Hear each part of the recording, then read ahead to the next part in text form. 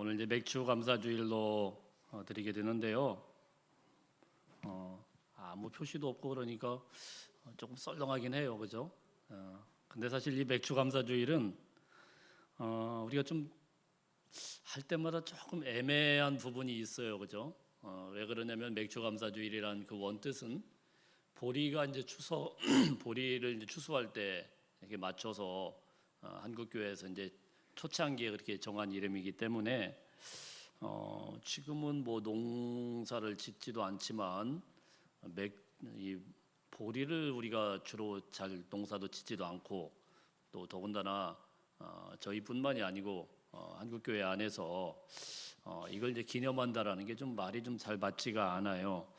이스라엘의 또 절기로 보면은 뭐 초실절이다. 그래서 첫 열매를 감사하는 주일이다 이렇게 할 수 있는데 요즘에 또 보니까 뭐 다 좋은데 뭐 이 첫 열매라고 그러니까 이거 첫 열매가 꼭 뭐 이 7월에 나오나 이런 생각이 들죠. 뭐 사시사철 열매를 그냥 따고 요즘에 이러는데 그래서 이게 참 말을 만들긴 했지만은 좀 여러모로 좀 잘 맞지가 않아요. 어차피 추수감사주일이 있는데 왜 7월에 이런 감사를 또 해야 되는가? 그러니까 굉장히 애매한 지점이 있는 게 또 사실입니다.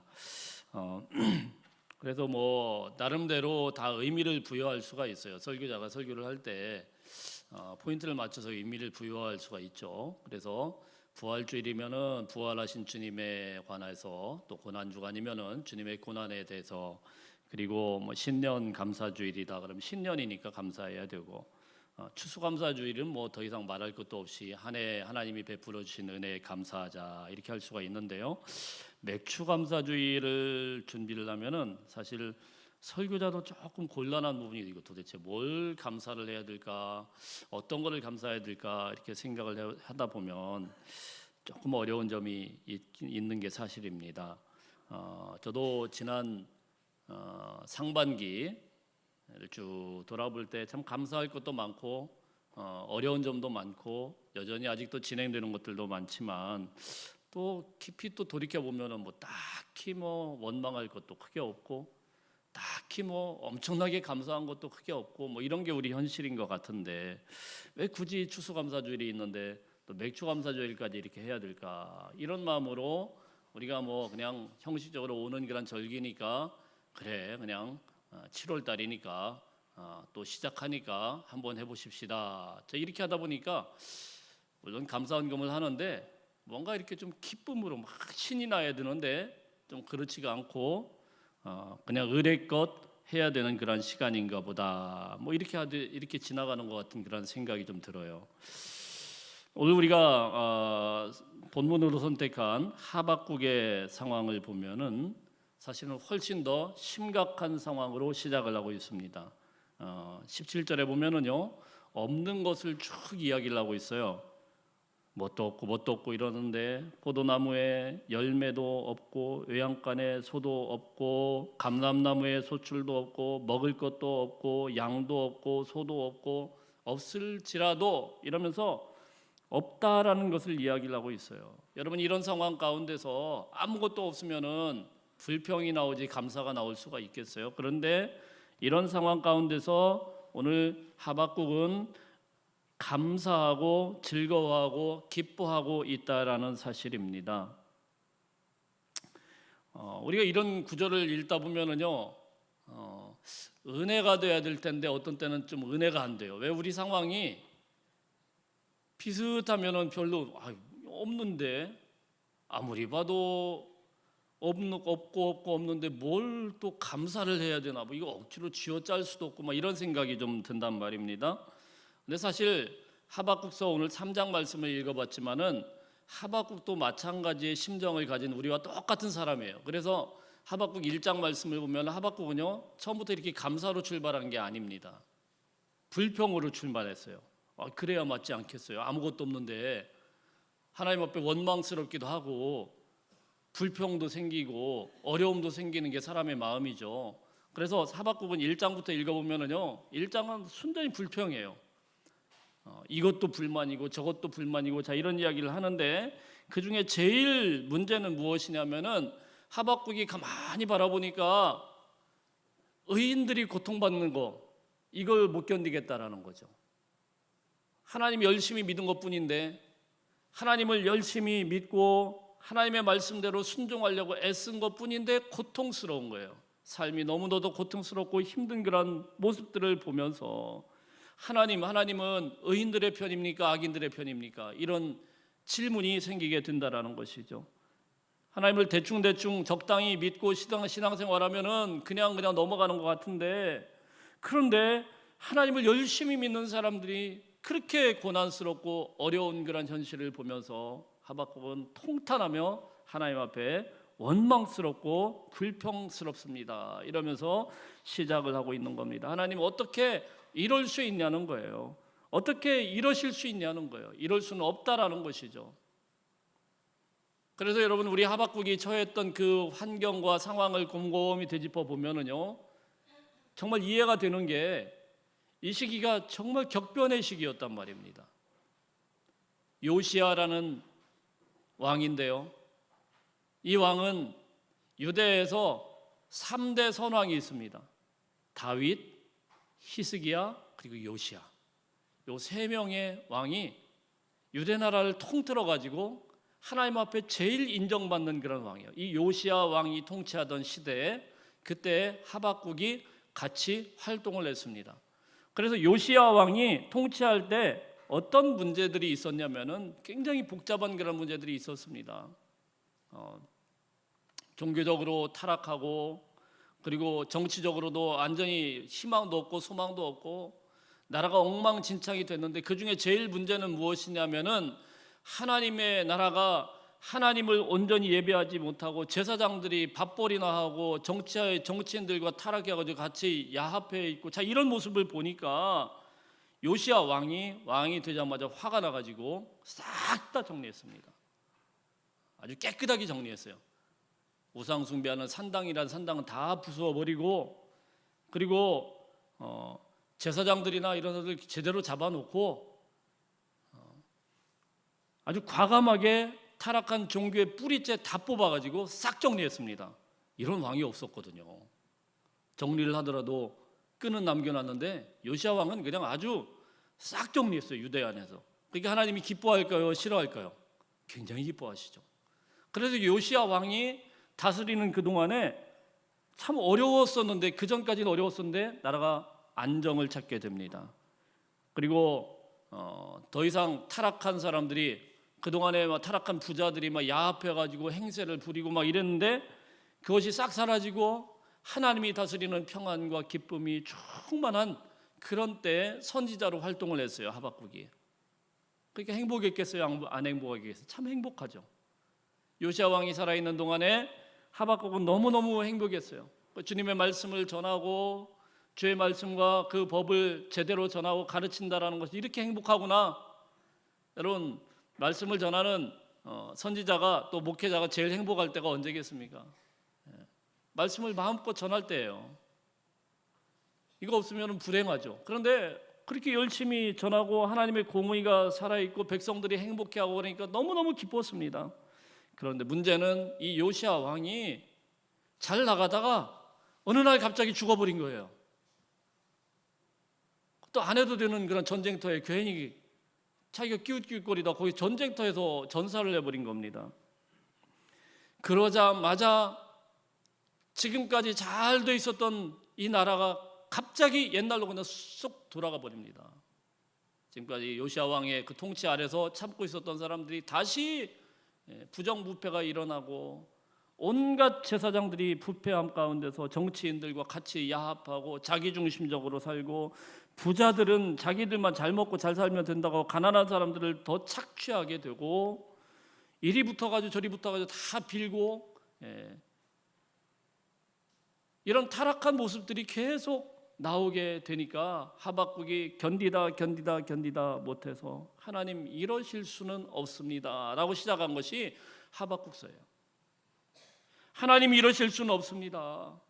왜 하나님의 이 선한 왕을 전쟁터에서 지켜주시지 왜 그 왕은 딱 죽게 만들어가지고 그리고 그랬다고 하면 지금까지 이렇게 하나님의 은혜 가운데 이렇게 잘 세워놓은 이 나라가 이렇게 쑥대밭이 되었는데 왜 하나님은 가만히 계십니까? 왜 악인들이 득세하고 악인들이 마음대로 유린을 하고 있는데 하나님은 도대체 누구의 편입니까? 하박국이 울분을 터치면서 막 이야기한 것이 하박국서입니다. 1장 말씀 읽어보면요, 하나님은 막 따집니다. 하나님 이러실 수 없잖아요. 왜 악인들이 저러고 있나요? 하나님 이러실 수 없습니다. 도대체 뭐 하고 계십니까? 하나님 살아계시다고 하면 이러실 수 없습니다. 하나님 역사하셔야 되는데 이러실 수 없습니다. 악한 자들이 득세하고 힘 있는 자가 약한 자를 억압하는 세상을 보시고도 왜 하나님은 침묵만 하고 있습니까? 답답해가지고 하나님을 막 따져요. 심지어는 2장에 넘어가면은요, 하박국이 어떻게 하냐면요, 너무 화가 나니까 망루 위로 올라가가지고 산꼭대기까지 올라가지고 삿대질을 하면서 하나님 앞에 이야기를 합니다. 하나님 이러면 안 되죠. 이 선지자가 조금 정신줄을 놓은 것 같아요. 이러면 안 되죠. 막 이야기를 합니다. 그런데요, 하박국이 하도 따졌더니 하나님께서 응답을 하나 주십니다. 근데 1장 말씀에 보면 뭐라고 말씀을 하시냐면 하박국아, 잘 알았다. 네 말 다 알았고 유대 나라가 엉망진창인 거 잘 알았고 그건 나도 익히 아는 바다. 근데 저놈들이 말이야, 키껏 조금 괜찮아지는 것 같더니 이렇게 타락하는 거 보니까 나도 지금 너무 화가 난다. 너도 화나지? 네. 어떻게 할까? 내가 그놈들을 아주 다 버르장머리 고쳐야 되겠다. 그래가지고 하나님이 뭐라고 말씀하냐면은, 야, 이웃나라 바벨론이라는 나라가 있거든. 거기를 들어가지고 유대를 완전히 다 끝장내버려야겠어. 저것들 안 되겠어. 저거 버르장머리 이번에 싹 뽑아야겠어. 이렇게 말씀을 하시는 거예요. 이게 무슨 말씀이에요? 여러분 감이 잘 안 오실 수 있겠는데, 이 바벨론이라는 나라는 유대가 악합니까? 이 바벨론이라는 나라가 더 악합니까? 말 하나 많아요. 마치 이런 것과 같은 거. 우리가 하나님 앞에 이 남한에 살면서 얼마나 어려운 점이 많아요. 정치적으로도 어렵고 사회적으로도 어렵고 불평 불만이 얼마나 많습니까? 우리 젊은이들은 막 다 그냥 취직도 안 되고 공부를 이렇게 죽어라고 했는데도 어디 비전도 별로 안 보이고, 우리 자녀들이 앞으로 어떻게 먹고 살아야 될지, 또 그런데 막 여러 가지 경제적인 문제, 정치적인 문제 너무 어렵고 복잡해요. 그래서 어떤 사람이 하나님 앞에 각성을 해가지고 막 기도를 하면, 하나님 응답해 주세요. 이래서는 안 되잖아요. 젊은이들이 막 헬 조선이라고 지옥과 같다고 이야기를 하는데, 하나님 왜 가만히 계셔요? 이렇게 기도를 했더니 하나님이 딱 응답을 하세요. 뭐라고 말씀해요? 야, 그래 맞아. 이 남한이 엉망진창이야. 야, 안 되겠어. 그래서 내가 이번 기회에 남한을 새롭게 해야 되겠다. 그래서 북한의 김정은이를 통해서 내가 김정은이를 잘 이용을 해가지고 남한을 아예 끝장내버려야겠다. 이렇게 하나님이 응답을 하셨다고 하면 여러분 어떠세요? 이게 받아들여도 뭐 말도 안 되죠. 아니, 하나님 앞에 기도를 했더니 웬 또 바벨론이라고 하는 이 북한과 같은 깡패 같은 그런 나라를 통해서 왜 여기를 망한다고 합니까? 하나님 이래서는 안 된다라는 거예요. 너무너무 답답해서 하박국이 그 답답함을 가지고 산꼭대기까지 올라가지고 막 따지면서 이야기를 합니다. 하나님 절대로 그러시면 안 됩니다. 왜 내 질문을 이해를 잘 못하십니까? 의인들이 그렇게 고난받으면 안 되죠. 여기에는 물론 악한 사람들도 있지만, 아니 어떻게 북한 같은 나라를 통해서 이렇게 다 망하게 한다는 거예요? 이거 말이 안 되죠. 더 악한 정권을 통해서 망하게 한다는 게 말이 됩니까? 하나님, 이 남한에는 그래도 의인들이 있는데 이 의인들까지 다 망하려고 합니까? 그때 하나님이 응답을 하나 주십니다. 그게 뭐냐면은 유명한 말씀입니다. 하박국 2장 혹시 성경에 있으시면은 4절 말씀 한번 읽어보겠습니다. 시작. 보라, 그의 마음은 교만하며 그 속에서 정직하지 못하나 의인은 그의 믿음으로 말미암아 살리라. 할렐루야. 옆 사람에게 한번 인사하겠습니다. 믿음으로 사십시오. 하나님의 응답이 오신 거예요. 바벨론이 쳐들어오든 북한이 쳐들어오든 걱정할 게 없다. 오직 의인은 믿음으로 말미암아 살리라. 하나님의 이 은혜로운 말씀이 다 온 거예요. 예. 환경이 이상하게 변한다고 할지라도 걱정하지 말아라. 의인은 그 믿음 안에 있기만 하면 하나님께서 지켜주실 것이다. 우리는 이 믿음으로 사는 거 아니겠습니까? 우리가 언제 나라가 굉장히 평화롭고 은혜롭고 막 그러기 때문에 행복했습니까? 아닙니다. 우리는 예수를 믿는 믿음 때문에 행복한 거예요. 하나님 주신 그 행복은 믿음 안에서 주어지는 거예요. 자, 이런 응답과 함께 한참 동안 하나님의 말씀이 묵시로 하박국에게 쭉 베풀어져요. 너희 이스라엘 나라가 도대체 어떤 나라냐? 애굽의 노예로 있으면서 학대받던 그 나라를 구원하신 분이 하나님이시고, 광야의 40년 동안에 다 죽을 것 같지만 이 광야의 40년 동안도 눈동자처럼 지키시고, 신발이 헤어지지 않도록 지키시고, 의복이 헤어지지 않도록 지키신 분이 하나님 아니시냐? 자, 이런 말씀들을 쭉 하니까 하박국이 아멘 아멘 그러면서 감사의 노래를 한 것이 바로 3장 말씀입니다. 오늘 우리가 보는 이 3장 말씀, 3장 전체가 사실은 찬양이에요. 그래서 19절 맨 밑에 3장 맨 마지막이죠. 거기에 뭐라고 되어 있습니까? 이 노래는 지휘하는 사람을 위하여 내 수금에 맞춘 것이니라. 하박국이 노래다 이렇게 이야기를 합니다. 노래이고 찬양을 막 부르는 거예요. 하나님 감사합니다. 찬양을 부르기 시작하는 겁니다. 사실은 아무것도 변한 것이 없습니다. 전혀 변한 게 없어요.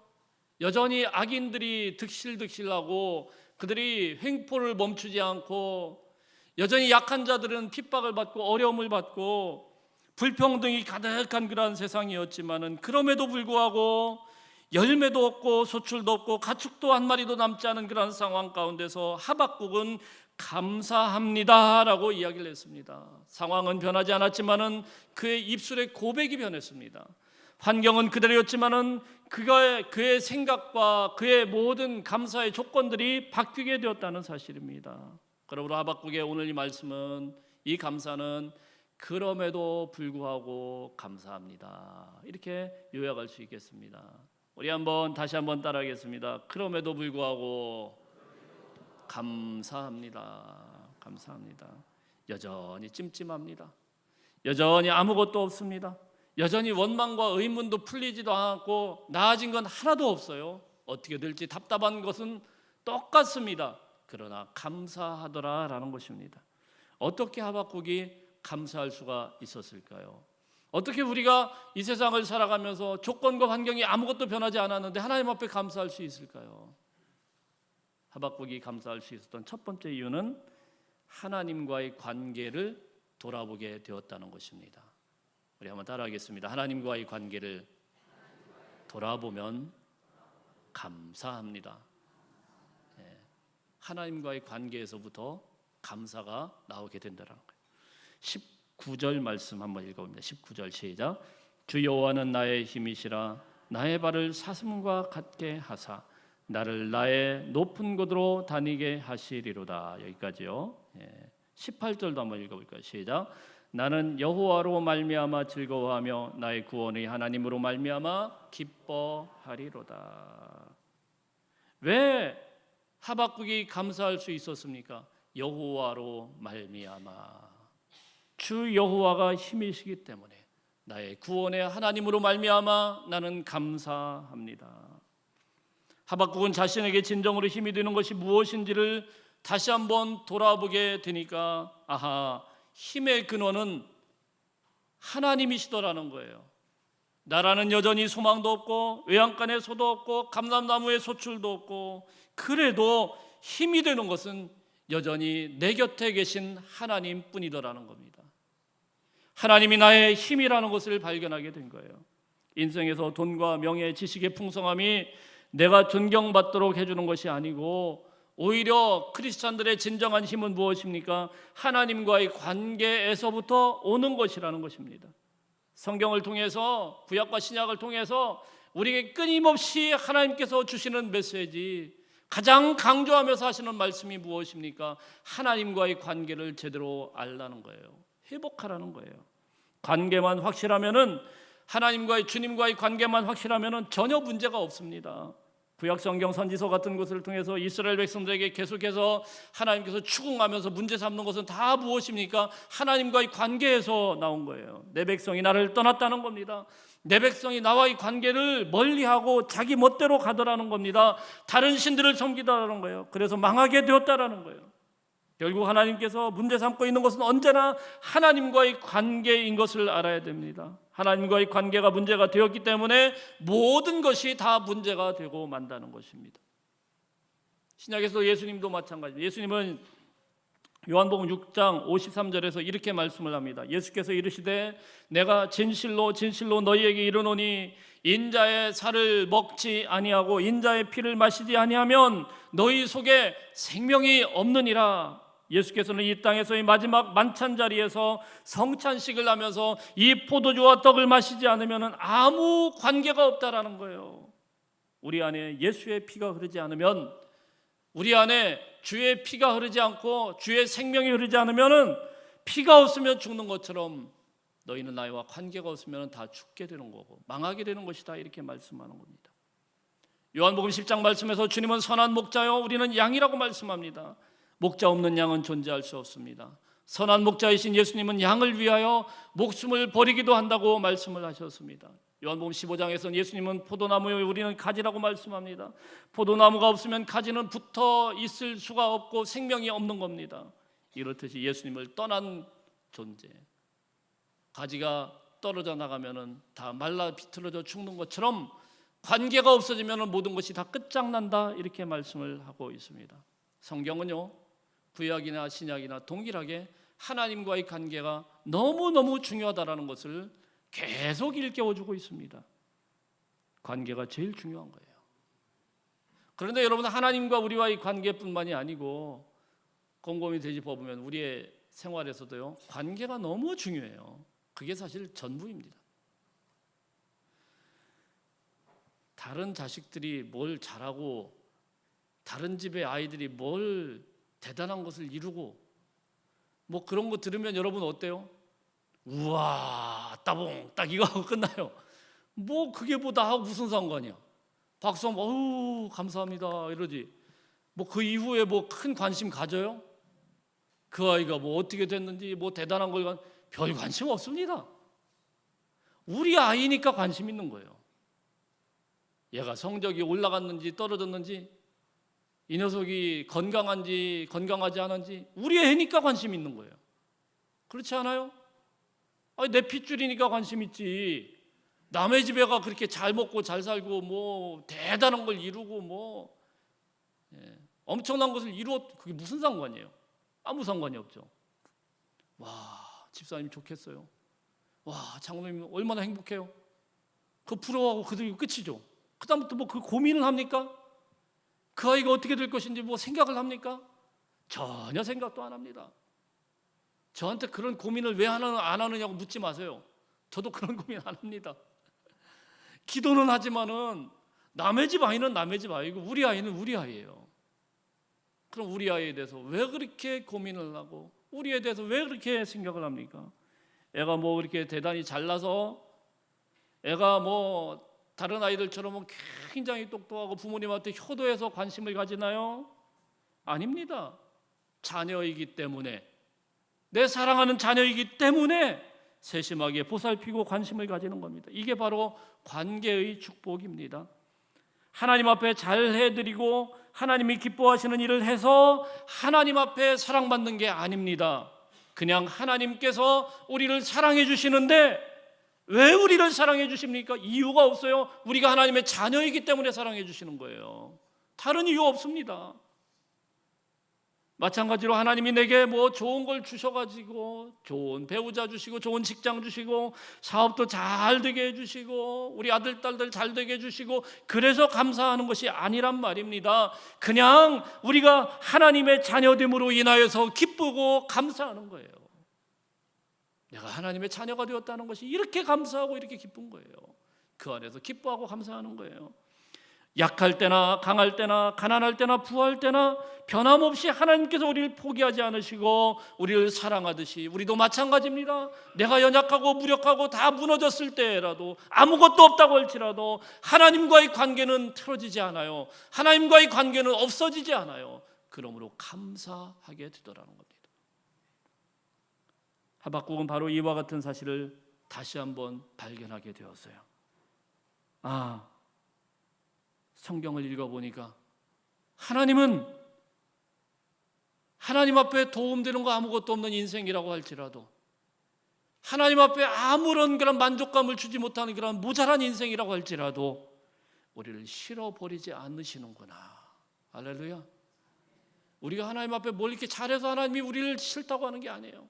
우리에게 이쁘다고 하는 게 아니에요. 아무리 좋아하는 사람이라도 자꾸 와가지고 오면 귀찮게 하는데 하나님께서는 우리를 왜 한 번도 귀찮게 여기지 않으실까? 자녀니까 그래요. 자녀니까. 애들이 자꾸 오면 귀찮습니까? 아니면 기쁩니까? 오면 올수록 기뻐요. 손자들이 자꾸 와보세요. 앵겨붙고 그러면 너무너무 기쁘죠. 우리 권사님들 집사님들 보면 꼭 제가 어떤 때 그래요. 손자 사진 좀 보여주세요. 입이 여기까지 귀 걸려가지고. 저도 솔직히 옆에서 막 이렇게 맞춰주긴 하지만 저는 그렇게까지 기쁘지는 않아요. 남의 집 손자를 뭐 그렇게 기뻐요. 근데 본인은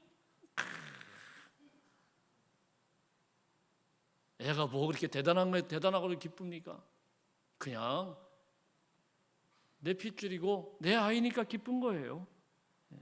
그 아이가 무슨 짓을 해도 나를 아무리 귀찮게 해도 하나도 귀찮지가 않아요. 물론 피곤할 때도 조금 있긴 하죠. 그렇지만은 뒤돌아보면 보고 싶고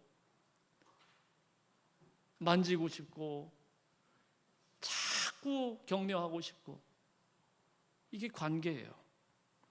소유의 많고 적음이 축복의 기준이 아니고 이 세상에서 어떤 것이 많이 있고 없고가 축복의 기준이 아니고 하나님과의 관계에서부터 축복이 온다라는 것을 하박국이 깊이 깨닫게 된 겁니다. 시편 100편 3절부터 5절 말씀을 보면은요 이렇게 되어 있습니다. 여호와나 우리 하나님이신 줄 너희는 알지어다. 세상에서 알아야 될 것이 많이 있지만은 그 중에서도 여호와가 우리 하나님인 것을 알라라고 이야기를 합니다.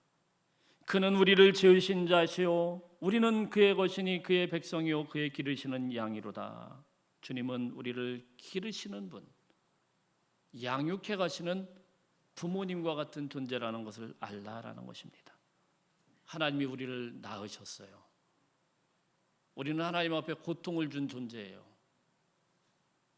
우리 자녀들이 부모에게 해산의 고통을 주었듯이 하나님께서 영적으로 우리를 낳을 때 얼마나 고통스럽고 얼마나 힘드셨는지 몰라요. 생각해 보면은 너무너무 감사할 따름입니다.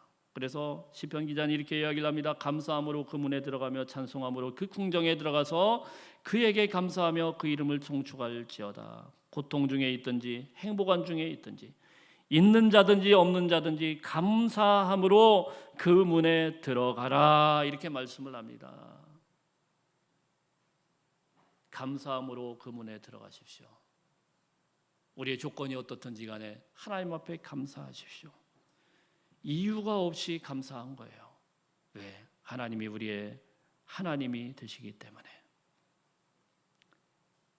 첫 번째는 하나님과 우리 사이의 관계에서부터 하박국이 감사가 회복되게 되었다는 겁니다. 두 번째는 무엇이냐면은 하박국은 하나님의 시선으로 보게 되니까 보이지 않던 것들이 보이게 된 거예요. 믿음의 눈으로 보니까 다른 것들이 보이게 된 거예요. 17절, 18절 함께 다시 한번 읽어봅니다. 시작.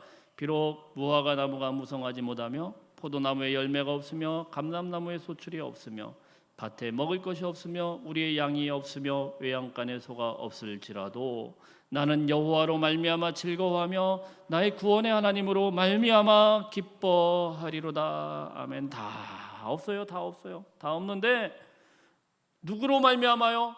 여호와로 말미암아 구원의 하나님으로 말미암아 그 믿음의 눈으로 보니까 환경 너머에 있는 하나님을 보기 시작하니까 다른 게 보이는 거예요. 할렐루야. 그냥 보이는 육신의 눈으로 상황만 보고 마음의 눈으로 생각해 보니까 그냥 절망뿐이고 없는 것뿐이에요. 그런데 하나님이 보여주신 그 영한 믿음의 눈을 활짝 뜨니까 절망 속에서도 꽃이 피어나는 겁니다. 우리가 잘 아는 송명희 시인이 있지 않습니까? 오래전에 이 시를 짓고 한국교회 안에 얼마나 많은 사람들에게 감사의 조건을 만들었나 몰라요. 그래, 정말 명시죠. 나라는 시. 기억하시죠, 여러분? 모르는 분 아무도 없을 텐데 제가 한번, 요즘 신세대들은 잘 모르는 찬양일 수 있어요. 송명희 시인이 어떤 분인지 아시죠? 지금도 살아 계시더라고요. 뇌성마비로 어릴 적부터 할 수 있는 게 아무것도 없었는데 내 인생이 어떻게 살아야 될지 비전도 없었고 이렇게 하다가 다 끝나나 보다 싶었는데 하나님께서 영안을 열어주니까 새로운 세계가 보이는 거예요. 할렐루야. 하나님께서 영안을 열어주니까 새로운 비전이 보이는 거예요. 하나님께서 영안을 열어주니까 내가 알지 못했던 새로운 것들을 하나님이 주시는 것이 보이는 거예요. 나 가진 재물 없으나, 나 남이 가진 지식 없으나, 나 남에게 있는 건강 있지 않으나, 나 남이 있는 것 있으니, 나 남이 못 본 것을 보았고, 남이 듣지 못한 음성을 들었고, 남이 받지 못한 사랑을 받았고, 나 남이 모르는 것을 깨닫게 되었다. 믿음의 눈이 열리고요, 영안의 눈이 열리니까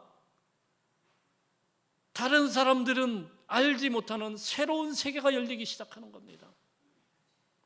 공평하신 하나님이래요. 그게 어떻게 공평입니까? 믿음의 눈으로 보니까 공평해요. 다른 사람들은 보지 못하는데 나에게는 보이더라는 겁니다.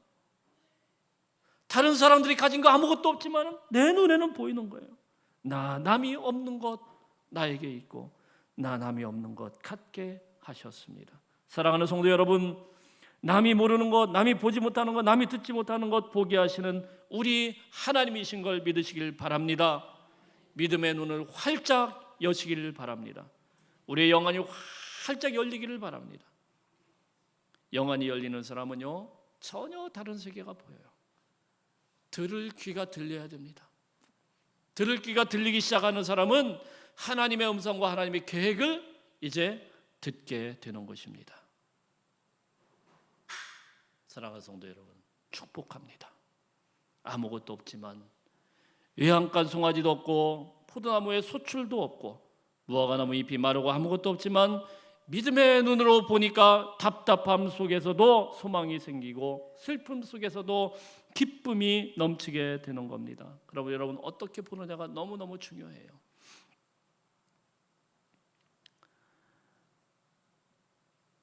이스라엘 역사 중에서 많은 중요한 사건이 있었지만은 민수기 13장 말씀에 보면은 이 사람들 어떻게 합니까? 가데스 바네아라는 곳에 가가지고요, 거기서 12 정탐꾼들이 똑같이 하나님의 축복의 땅 가나안 땅을 다 돌아보고 옵니다. 그런데 거기서 10명은 어때요? 10명은 돌아오고 나가지고 그 상황만 본 거예요. 좋은 땅인데, 좋은 땅이면 좋은 땅으로 끝나야 되는데 안 됩니다 이럽니다. 안 됩니다. 안 됩니다. 절대로 안 됩니다. 우리 다 죽겠습니다. 그래서 죽은 거예요. 나머지 2명은 어떻습니까? 무슨 소리냐? 믿음의 눈을 활짝 열으니까 그 땅은 하나님이 우리에게 주신 축복의 땅이고, 그 땅은 현실적으로는 안 된다고 할지라도 되는 땅이란 말이에요. 그 땅에 있는 것들은 하나님이 우리에게 밥으로 주신 거란 말이에요. 식사거리밖에 안 돼요.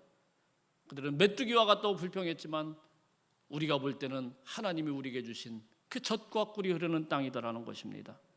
사랑하는 성도 여러분, 이들이 불평과 원망 가운데 결국은 그렇게 비참하게 광야에서 다 죽음을 맞이하게 됐다는 것을 우리가 알아야 됩니다. 우리는 어떻습니까? 애굽을 무찌른 큰 승리를 맛보고도 가나안 땅에서 그 기적을 체험하고 있으면서도 목 놓아 울면서 우리 다 죽었다고 외치는 비참하게 죽어가는 그런 이스라엘 사람들의 모습이 혹시 우리 가운데 있지는 않습니까? 나 같은 사람을 구원하셔서 하나님의 자녀가 되도록 하신 그 기적을 체험하고 있음에도 불구하고, 하나님께서 너를 사랑한다는 그 사랑의 메시지를 듣고 있음에도 불구하고 조그만한 것도 참지 못하고 절망하고 좌절하고 하나님이 마치 계시지 않은 것처럼 통곡하며 사는 그런 이스라엘 백성들과 같은 그런 원망과 불평으로 뭉쳐있는 그런 절망스러운 인생이 혹시 우리의 모습에 있지는 않습니까? 사랑하는 성도 여러분, 우리가 잃어버려서 회복해야 될 것 많지만은 그중에서 가장 소중한 것은 감사의 언어를 여러분의 삶 속에서 회복해야 됩니다. 노래할 수 없을 때 노래할 수 있는 하나님의 사람들, 그 노래가 민족의 눈물을 닦고 다시금 새로운 희망의 걸음을 걷게 만들 것입니다. 그 노래가 여러분의 가정을 새롭게 하시고 회복되게 하는 놀라운 은혜가 있게 될 것입니다. 그렇게 되기를 기도하며 믿음 안에 승리할 수 있는 저와 여러분의 인생들, 이 맥주 감사절을 맞아서 이제 하반기가 시작되는 이 하반기에는 하나님께서 주신 그 비전을 향하여서 담대하게 나갈 수 있는 믿음의 권속들 다 되시기를 주의 이름으로 축복합니다. 기도합니다.